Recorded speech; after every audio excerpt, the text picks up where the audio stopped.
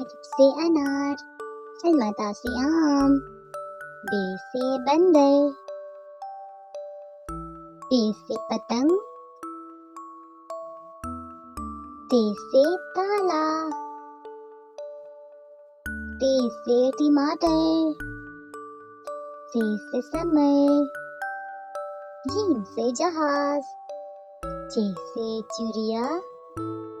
हे से हुक्का, खे से खरगोश, दाल से दावत,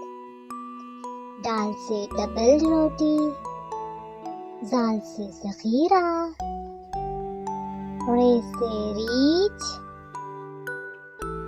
रे से पहाड़, जे से जंजीर, ये से यालबारी,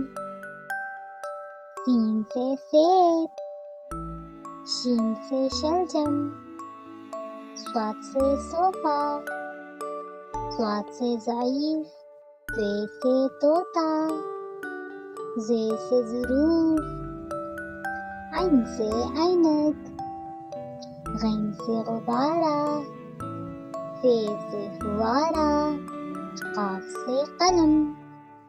काफ से किताब, गाफ से गाजर, लाम से लड्डू, मीम से मोर, नून से नाशपाती, वाव से वर्क, हा से हाथ, हमज़ा से गाय, ई से यक्का।